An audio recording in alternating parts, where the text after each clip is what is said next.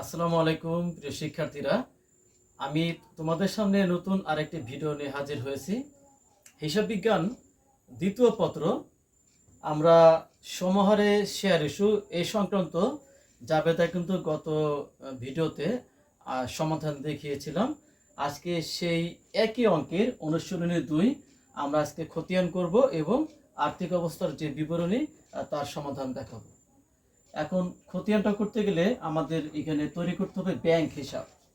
তোমরা যারা আজকের ভিডিওটি নতুন দেখবে একটু কষ্ট করে আগের ভিডিওটা একটু দেখে নিবে।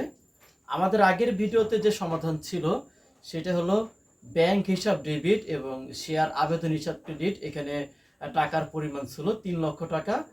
এই আবেদন পাওয়া গেল, পরবর্তী পর্যায়ে এই আবেদনের টাকা শেয়ার মূলধন হিসেবে আমাদেরকে ট্রান্সফার করতে হবে বা দেখাতে হবে বা স্থানান্তরিত করতে হবে। সেক্ষেত্রে জাবেদা করেছিলাম শেয়ার আবেদন হিসাব ডেবিট আর শেয়ার মূলধন হিসাব ক্রেডিট, এই দুইটা জাবেদাই কিন্তু এখানে ছিল। এখন ব্যাংক হিসাবের যখন আমরা খতিয়ান করব, তাহলে ব্যাংক হিসাবের জাবেদাটা কোথায় ছিল? প্রথম লেনদেনে ছিল ব্যাংক হিসাব ডেবিট আর শেয়ার আবেদন হিসাব ক্রেডিট। তোমরা জানো আমরা যেটার খতিয়ান করব তার বিপরীত লেনদেনটা কিন্তু এখানে লিখতে হবে। তাহলে বিপরীত লেনদেন কোনটি? শেয়ার আবেদন।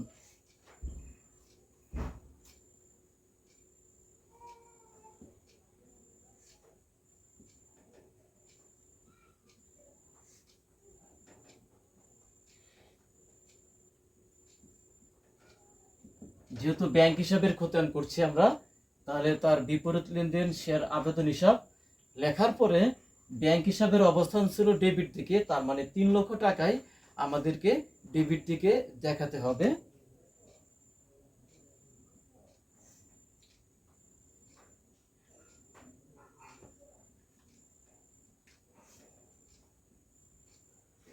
আমাদের এই অনুশীলনীর 2 নম্বর অঙ্কের ব্যাংক হিসাবের খতিয়ানটা কিন্তু আমাদের দেখানো হয়েছে।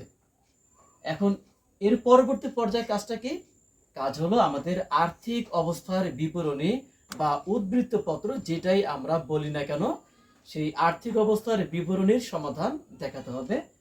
তো এখন আমি এই খতিয়ানটা মুছে দিব। মুছে দেওয়ার পরে আমি সেই আর্থিক অবস্থার বিবরণীর সমাধানটি তোমাদের সামনে দেখাবো।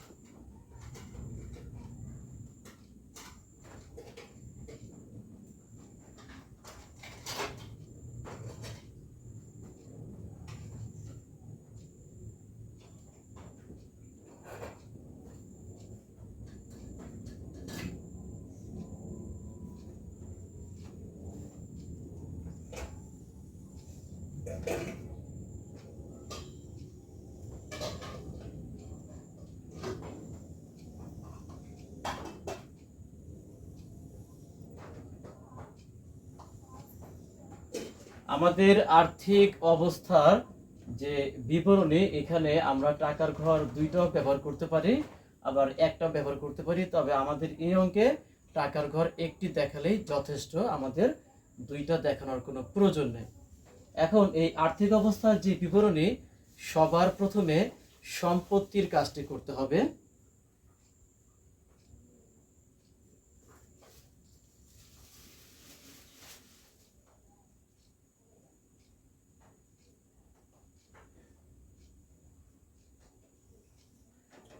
তো সম্পদ সমূহের মধ্যে আমাদের সবার আগে যেটা আসবে, যে ব্যাংক হিসাবের খতিয়ান, যেটা সমাধান একটু আগে তোমাদের সামনে দেখানো হয়েছিল, সেটার উদ্ধৃতি ছিল 3 লক্ষ টাকা। তাহলে ওই ব্যাংক হিসাবের উদ্ধৃতি টাকা এখানে সর্বপ্রথম কিন্তু আসবে। এখন ব্যাংক হিসাব কিন্তু আবার চলতি সম্পদ, এটা না লিখলে এখানে কোনো সমস্যা নেই।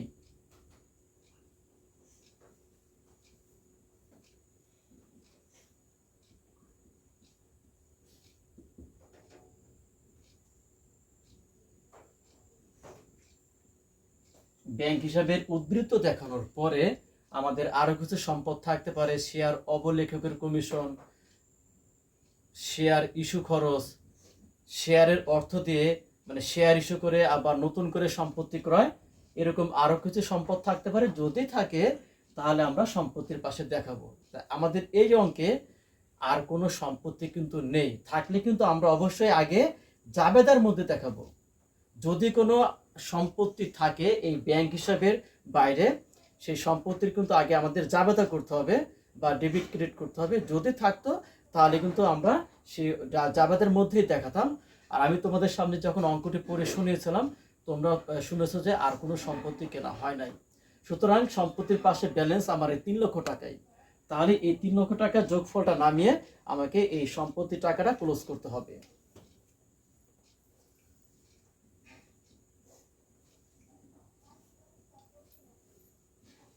এর পরবর্তী কাজ হলো মালিকানা সত্ত্ব ও দায়সমূহ।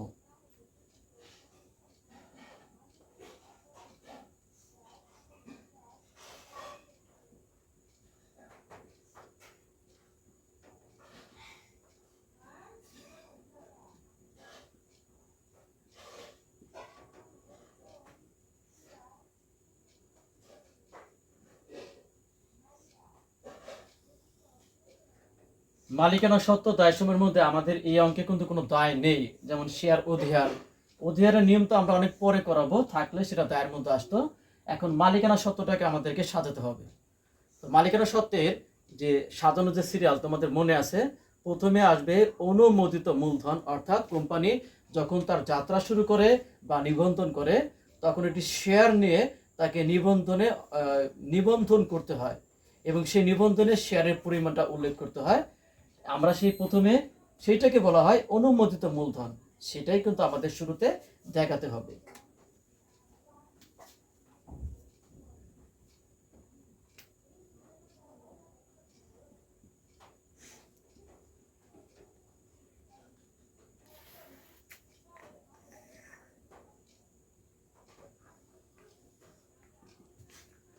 এখন অনুমোদিত যে মূলধন, এখানে আমাদের নিবন্ধনের সময় 10 টাকা শেয়ার ছিল, প্রতিটা শেয়ারের দাম, এবং 50,000 শেয়ার এটা বিভক্ত ছিল, অর্থাৎ 5 লক্ষ টাকা অনুমোদিত মূলধনে নিবন্ধিত হলো।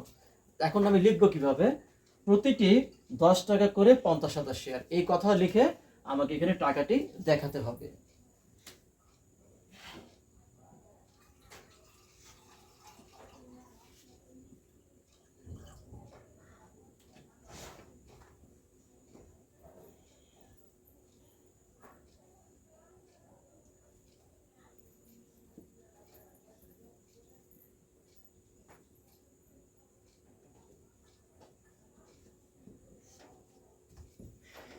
এখন প্রতিটি 10 টাকা করে 50,000 শেয়ার, টাকার পরিমাণ কিন্তু এখানে আসে 5 লক্ষ টাকা।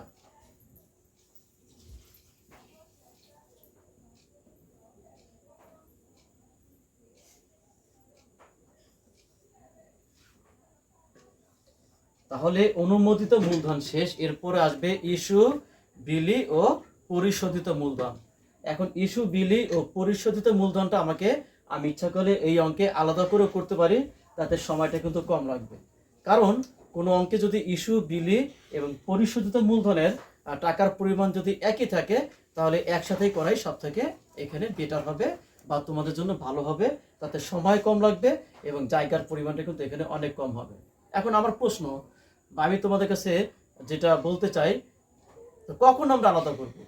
আচ্ছা, আলাদা করব তখনই, যেমন মনে করো আমি এই যে আমার তো অনুমোদিত মূলধন 50,000 শেয়ার, তো এই অঙ্কে 30,000 শেয়ার ইস্যু করলো, বিক্রি করার জন্য 30,000 শেয়ারের আবেদন পাওয়া গেল, এবং যার ফলে তারা এই 30,000 শেয়ার বিক্রি করে অর্থটা সংগ্রহ করতে পারলো। তার মানে এখানে ইস্যু, বিলি আর পরিশোধিত কিন্তু একই থাকবে টাকাটি। আর আমি ইস্যু করলাম 30,000 শেয়ার, আর আবেদন পাওয়া গেল 25,000 শেয়ার, আমি তো 25,000 শেয়ার বিক্রি করলাম, তাহলে কিন্তু ইস্যু আর বিলি কিন্তু এক হলো না। বিলির সাথে কিন্তু আমাদের সম্পর্ক পরিশোধিত মূলধন। আমি বিক্রি করার জন্য ইস্যু করলাম 30,000 শেয়ার, আবেদন পাওয়া গেল 25,000 শেয়ার। এখন আমি বিক্রি করতে পারবো কত শেয়ার? সে 25,000 শেয়ারই আমি সর্বোচ্চ বিক্রি করতে পারবো। আর সে প্রতিশত শেয়ার বিক্রি করে আমাকে এই মূলধনটি কালেক্ট করতে হবে, টাকাটি কালেক্ট করতে হবে বা সংগ্রহ করতে হবে। সেই ক্ষেত্রে ইস্যু হবে 30,000 শেয়ার, বিলি আর পরিশোধিত মূলধন হবে আমার 25,000 শেয়ার। এখন এই অঙ্কে উনি ইস্যু করেছে 30,000 শেয়ার বিক্রি করার জন্য, এবং সকল শেয়ারের আবেদন পাওয়া গেল এবং সকল শেয়ার যথারীতি আবন্টিত হলো, মানে তিনি বিক্রি করতে পারলেন। তার মানে এখানে ইস্যু, বিলি এবং পরিশোধিত মূলধন একই টাকা হবে। ফাইনালি যেহেতু পরিশোধিত মূলধনের টাকাই এখানে আমাকে দেখাতে হবে, তার মানে এইটাই কিন্তু আমাদের শেষ। আমাদের এখানে আলাদা করে কোনো কাজ করার প্রয়োজন নেই।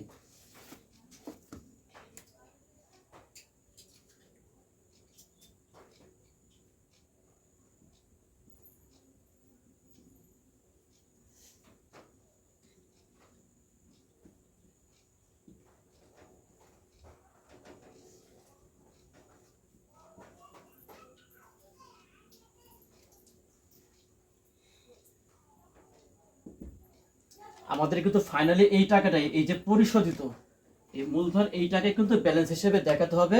এই দুইটা টাকার, এই দুই শেয়ারের ইস্যু এবং বিলিখিত শেয়ারে কিন্তু ব্যালেন্স হিসেবে দেখানোর দরকার নেই, কিন্তু একসাথে যেহেতু করছি আমরা, তাহলে এখানে একসাথে ব্যালেন্সটা আমরা দেখাবো।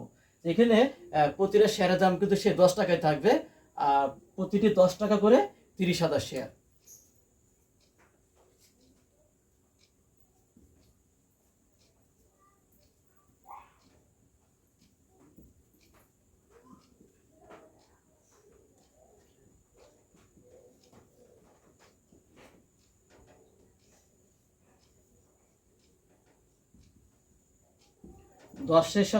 10 টাকার সাথে 30,000 শেয়ার দিয়ে গুণ করলে আমাদের টাকার পরিমাণ কিন্তু 3 লক্ষ টাকায় আসে।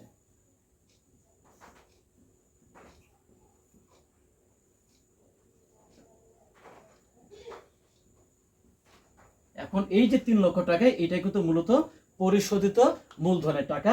আর আমি একটু আগে বললাম, তাহলে এটা লিখলাম কেন, কারণ এই অঙ্কে ইস্যু, বিলি এবং পরিশোধিত মূলধনের টাকাই কিন্তু সমান হয়েছে, যার ফলে আমরা একসাথে করলাম।